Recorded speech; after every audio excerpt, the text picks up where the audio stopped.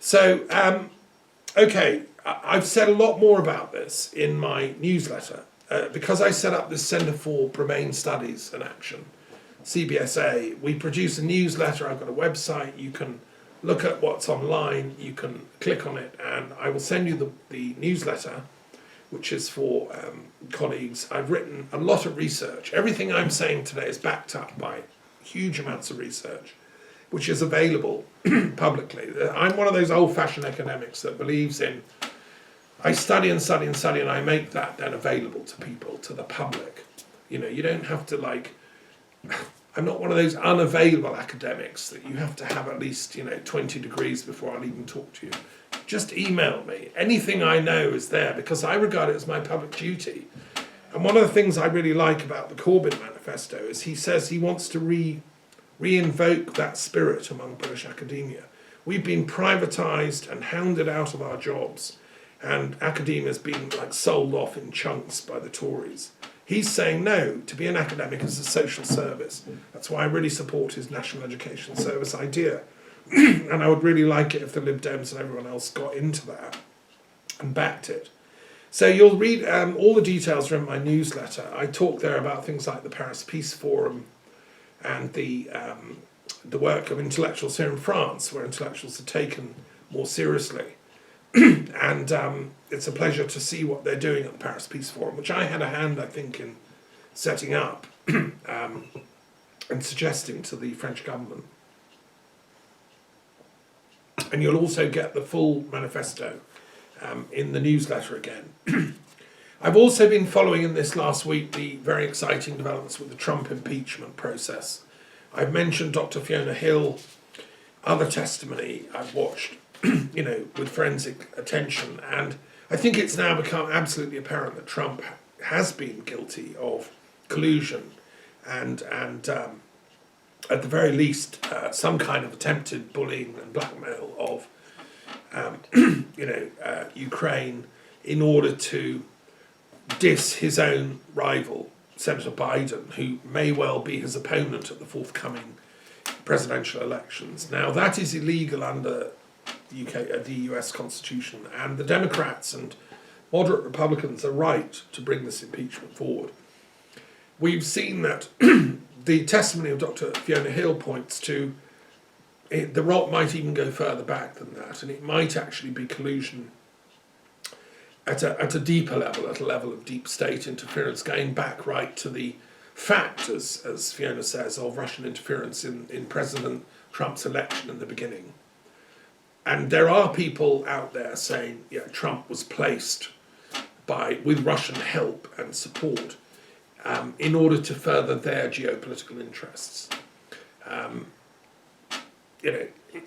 This will all come out as the impeachment process goes on, and we just had the anniversary of the tragic assassination of Kennedy, who was a hero of mine as a young boy. I still remember where I was in Brighton, in Kemp Town, the day he was shot. The world's never been the same, because that, I think, was the first time I realised as a little boy that unfair and unjust things happen in the world. Good people get killed, and nobody seems to be able to do anything about it. I loved the way he talked about peace, and because I was brought up in a left liberal household of intellectuals connected to Sussex University, we were all shocked and horrified. I don't think America's been the same ever since. I think we've had a sequence of corrupt presidents. There have been some good ones like Carter, and but the quality is pretty bad. And this Trump one is just like he's the worst of the lot. I think he's way out of his depth. He's a businessman and he thinks like a businessman. So the way he acts with his European Union Sondland ambassador, who's another businessman trying to sell his hotel business. I mean, these people are not diplomats. They don't have the finesse. They don't have the intellectual gravity. When America sent us people like Ben Franklin as diplomats, those are people of quality. Please send us a new batch, guys. Sondland doesn't deserve to be the ambassador to the European Union. He's been up to naughty stuff at the behest of Trump. So they should all go. Sorry, Then we've got what's going on in Israel. I mean, isn't it fascinating? The world there's changes afoot. It's like yeah, there's some changes going on, because even in Israel, Netanyahu has now been indicted for corruption and bribery. Same thing that Trump's going down for. And he's a man, again, he suffers huge megalomania. A friend of mine told me they think, I don't know on what authority, he thinks he's the reincarnation of King Hezekiah. I haven't got a clue if he thinks that, but it would figure. You know, if he thinks he was that king of Israel, then hands off, I'm the king kind of thing. Well, no, he's not. Or even if he is, sorry, the monarchy was, got rid of. It's a republic, it's a democracy, Israel. And even kings have to be just. That's what Charles I found out the hard way. So Netanyahu has been indicted, he's been found guilty of corruption. Sorry, not found guilty of it, but found evidenced for a trial for it. And I think he should resign and just face the law. I think personally it's the tip of the iceberg, and although there's only a few things they've found out, I'm sure there's a lot more. What I feel morally that Netanyahu's done wrong, even though I respected his father, who was a great historian of the Spanish Inquisition, what this boy has done wrong is refuse to talk peace under any circumstances with anyone ever. He thinks in his mind that if he talks peace to the Palestinians, he somehow lets Israel down. So he always talks war, aggression, violence, and confrontation. He is someone that always, if there's a slight problem, he ratchets up to the nth degree. He talks war with Iran all the time. If he'd have been allowed to get away with it, we would have had World War III already with Iran. He's a danger and a liability to humanity because he's been brainwashed. I presume he must believe what he talks. He's been brainwashed into thinking that, the only way for Israel to be Israel is to take on and defeat every other power on earth. He seems to want to sort of fight with everybody. And if it's not Iran, it's somebody else. It's the European Union. He hates the European Union. Because, why? Because we say we want two states and we want the Palestinian equality. And the Palestinian flag is up high. You can't actually see it, sadly, but trust me, it's there.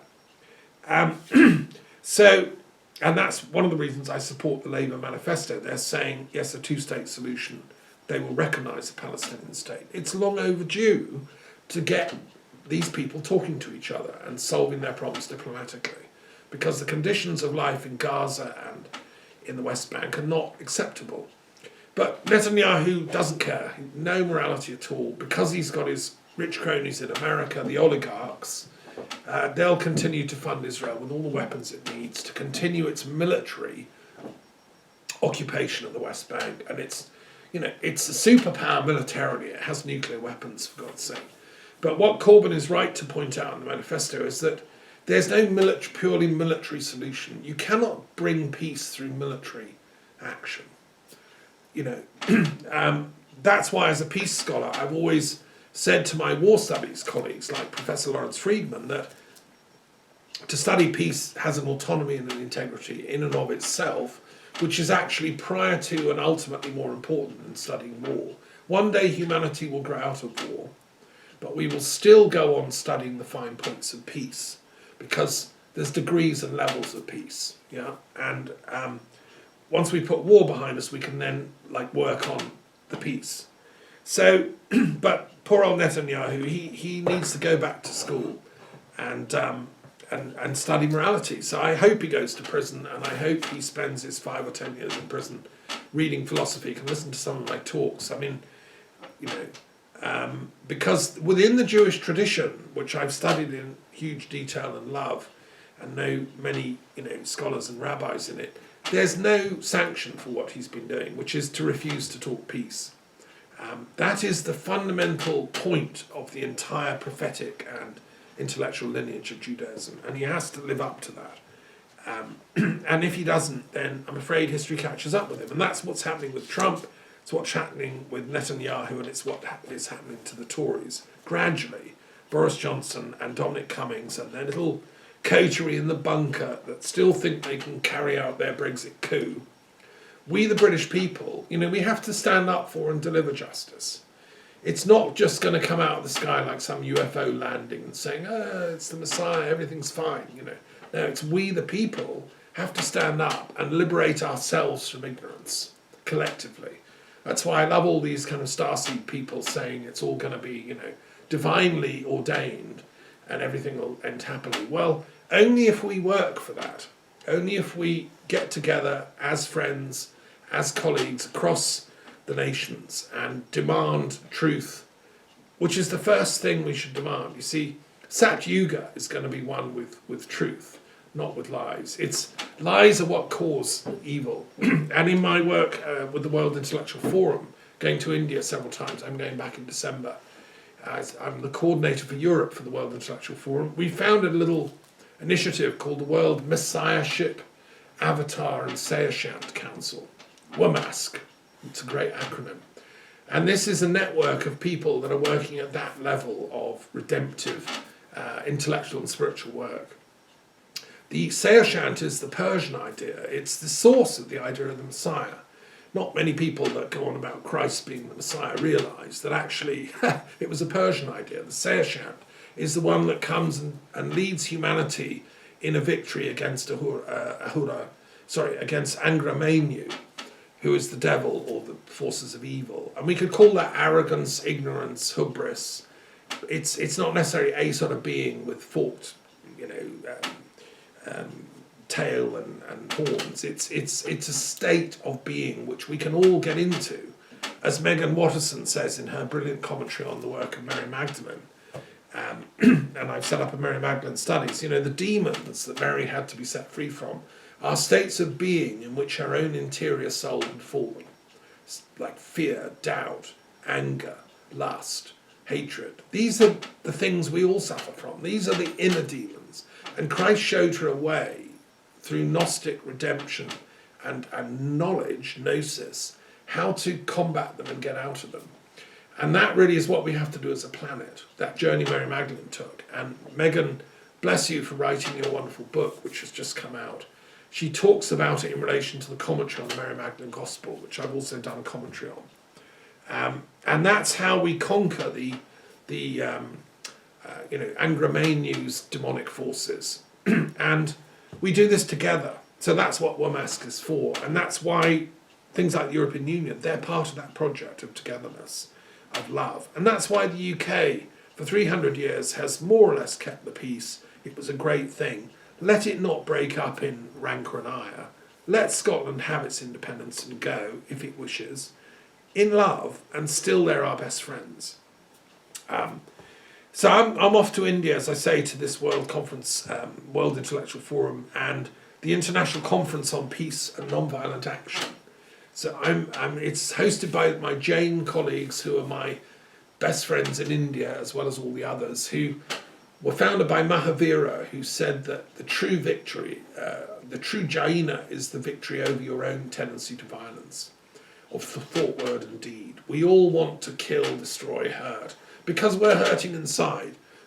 So I want to smash the European Union because I hate it, because, I hate, my life, and like I'm not, etc. So I'm going to blame it on somebody.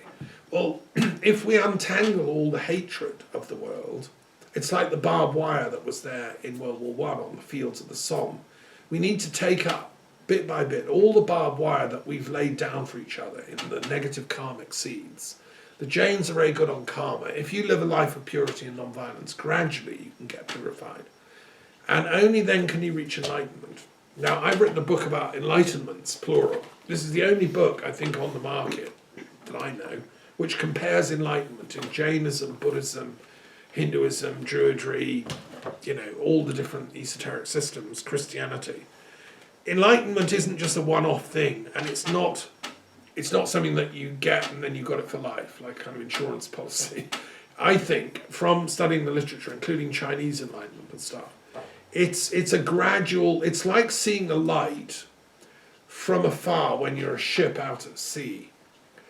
And because the waves are really huge, sometimes the light goes. Okay, so like the lighthouse, you can see it, now you can't.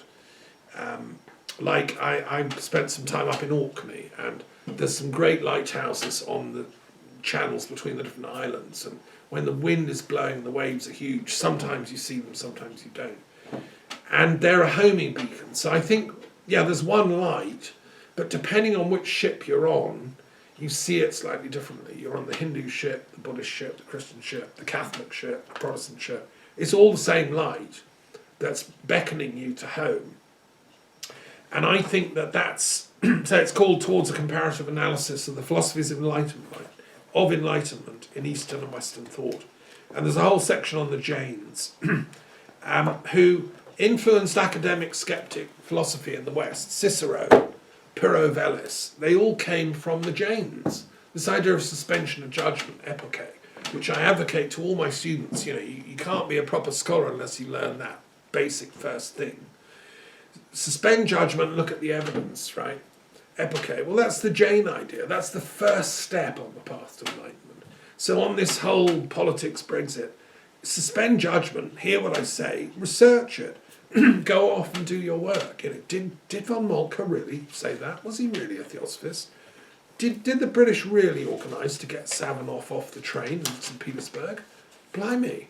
You know, is Brexit really cooked up by these nefarious, secret, oligarchical powers that also, like, were behind the crucifixion of Christ at the time of the Roman Empire, and these are their descent? Like, is that true? Is that possible? You know, go and do your homework. And come to India. I'll see you there. We can carry this conversation on. Because ultimately, the only power that's going to defeat evil, that's going to defeat ignorance and lies, is A, truth, which is why I'm saying invoke the truth bill for parliamentarians of all parties, and also for the Privy Council, because we've had lies in that Privy Council, I assure you. It's been infiltrated by demonic and ignorant forces. And the poor Queen, bless her, Your Majesty, I'm just a loyal subject trying to tell you what's what here. You need to sack some of those Privy Councillors. Best way is just get the cameras in, right? And I hope you'll sign up for my manifesto, ma'am. Okay, then the only way we can do this is through the power of truth, number one. And then what follows from truth. Truth is seen mentally, intellectually. You work it out, you figure it out, you see, that's it. That's what the facts are. Then there follows love, because once you know truth, then you can existentially, like, integrate your being with that person's being. I mean, I can honestly say now, I love that man, Helmut von Moltke.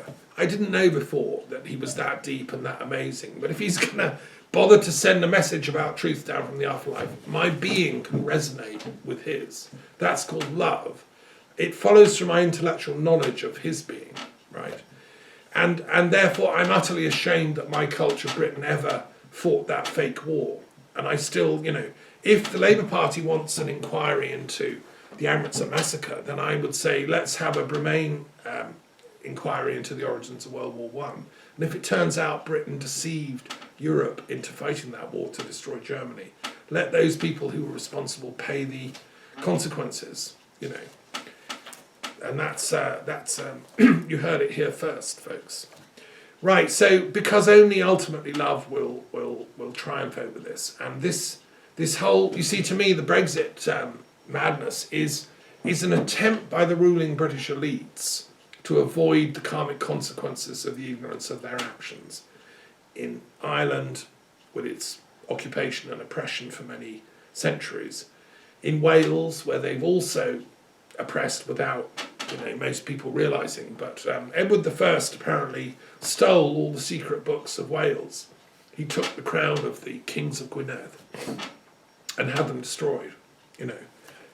No wonder the Welsh are kind of a bit annoyed and want their independence. And in Scotland, I want to end with one last story I've been researching this last week for my Druid encyclopedia about Scotland. And this is to do with the massacre of Glencoe. Most people know it was a bad thing, and, you know, they've heard about it, but they don't really know what happened. I've discovered, you know, tracked down with micro-forensic attention to historical detail, as is my duty, exactly what happened and how. And, okay, so it's a very interesting story, and it's based on a book which I got in Inverary Castle, of somebody that survived the massacre, who then escaped, and his descendants went to the Americas to North America, Canada and America, and ended up intermarrying into the Indian tribes, and went through other massacres done by the American cavalry against the Indians, just as the British Army had done against the Catholics of the Highlands. And it's a book comparing what the Highlanders suffered and what the North American Indians suffered, and it's like a biological history, a very fascinating story. Anyway, in the course of that, I did a lot of research on the Glencoe story, and the facts are that at the time of the William Glorious Revolution, so-called 1688, the Protestant king now said to all his liege people in Scotland, come and swear allegiance to me. They weren't sure because they'd already sworn allegiance to King James II, who was their monarch, and okay, he was a Catholic, but so were they, so what's the problem? And they'd already, and now this chap had come in to take over, and why should they swear allegiance to him? Surely that'd be betraying their oath to the other guy, who was now off in France raising an army, and saying, no, I'm still your rightful king. So they were confused. And a lot of these Highland chiefs didn't really know who to swear to. Gradually, one by one, as the British army kind of built forts and turned up in the Highlands and said, look, you've got till, I think it was January the 12th or something, they set a deadline. You've got to come in and swear an oath, and if you come in by that time, that's fine. If you don't get in time, we will declare you unlawful, and we will persecute and massacre you. So one by one, reluctantly, they all came in before the deadline. The last clan chieftain was from Glencoe, which is a beautiful pass up in the Highlands. I've been there. It's amazing scenery and unbelievable. Keats went up there on a walking holiday and climbed Ben Nevis, which is not too far away. And he stuck out last. He was very proud. He didn't really like this new monarchy that had settled, but he came finally, and he came to Fort William, which had just been built. Notice the name. And he went up to the commanding officer and said, okay, I've come, I've got 2 days left, I've come to swear in time. And the officer, I've got all the names, it's written in my book, said, sorry sir, I don't have the authority to accept your oath. Now that's a new one, right? He's walked all the way from Glencoe to Fort William to swear the oath, he's done it in time, and the guy says, he doesn't have the authority. Now, it seems that he made that up as a legal pretext under instructions from Westminster and the Privy Council. The Privy Council were determined to make an example of someone. So they had instructed him to say he didn't have the authority. So what the guy said is, sorry, I can't take your oath, but what you have to do is go to an actual magistrate who has the legal authority to hear your oath. And the nearest one is in Inverary, which is 100 miles away. And it's winter, it's January, it's snow everywhere. You'll have to walk. This is like, how it operates. This is the Privy Council sending orders to basically cause trouble, right? And by the way, this is like research that is still disputed by scholars. Some people say, no, King William didn't know about this, he would have been appalled. Possibly only the Privy Council knew, but some people were pulling the strings. And this is the kind of shocking stuff the English have been doing to the Scots for so long. So anyway, the guy set off in good faith with a letter. The other guy signed a letter saying, this man came in good faith, swore the oath, but I can't receive it. Please sign him. Sworn today, 4th of January or whatever, before the deadline. He set off for Inverary, and he had to walk. Now, I lived for 7 years in those hills. I lived just down the road from Inverary. It is bitterly cold in the winter. Snow like you wouldn't believe, like Canada. Drifts, walking from Glencoe, from Fort William, all the way to Inverary. In the midwinter, with no pony, nothing. He did it. I mean, this should be a movie. It's in the Akashic Records. The angels are watching it as we speak. But, I'd like to see it on the big screen. When Scotland gets independence, they can make a movie of Glencoe. It's a shocking story. The guy went, he found the magistrate and he swore the oath. But it was after the deadline. By the time he reached Inverary through the snowdrifts, it was after the deadline. And the Privy Council were told he's sworn the oath, but it's after the deadline. And the guy in charge of Scottish policy, running the roost for the British, or the English, said, okay, now we can make an example of him. Because he's a couple of days late, we'll get him for this, on a technical legality. And they sent the troops into Glencoe. In the conspiracy were a regiment, Colonel Regiment. It went down the line to the local regiment at Fort William. They sent 140 troops in to billet in Glencoe, in the homeland of this guy who'd come late. Now, he'd gone back to Glencoe in good faith, thinking that, well, I signed, okay, I was a couple of days late, but I got to Fort William early, so surely it's all sweetness and light, right? He goes home. Highland hospitality is such that anyone can come to your house and ask to be looked after, and you'll do it for, a certain reasonable time. And so they let the British troops, redcoats, stay in their cottages and bothies up and down Glencoe, and look after them for 2 weeks. They wine and dine them, share the whiskey, old stories like best chums, right? Because he's thinking he's signed, he's sworn. He reluctantly, but he was a bit late, but he got there on time for the first swearing. And meanwhile, the order had gone from, again, the Privy Council down the line to the local military, seal off Glencoe at both ends. So they brought in armed troops at both ends of the thing, so no one could escape. And then the soldiers who were billeted were given instructions. They would get up in the middle of the night, 2 a.m. They all had concealed weapons and bayonets and spears and whatever, the long knives and stuff and guns, and turn on their hosts where they'd been, staying at hospitality. It's like your guest suddenly tries to kill you in the middle of the night. And these English troops, en masse, slaughtered the inhabitants of Glencoe, like men, women and children. Not just like the men, like warrior types. No, the kids and the baby girls and boys. They killed them in cold blood. And the instruction went, don't let anyone survive. Massacre the lot. So it's a war crime, to put it mildly. This is a war crime, done by the British or English state from orders from the Privy Council. A few people escaped, and the guy that made it to Canada and America, his grandfather, I think it was, escaped as a young boy with his sister and mother, and they had to walk across the snowy mountains to safety. And nobody was punished for that. None of the local soldiers, none of the politicians, none of the high-ups of the Privy Council. Now that is why in their guts Scotland feels it's time for independence. You see, that's just one story. There's the Highland clearances. Read the books about that. Study what Karl Marx has to say about the Highland clearances in Das Kapital. He was very proud of the fact that his wife, Jenny von Westphalen, was a descendant of the Dukes of Argyll, where I lived. And, he was actually a great lover of Scotland and Ireland, old Karl. He was a much cleverer man than some people realise. So I think it's time, for truth-telling.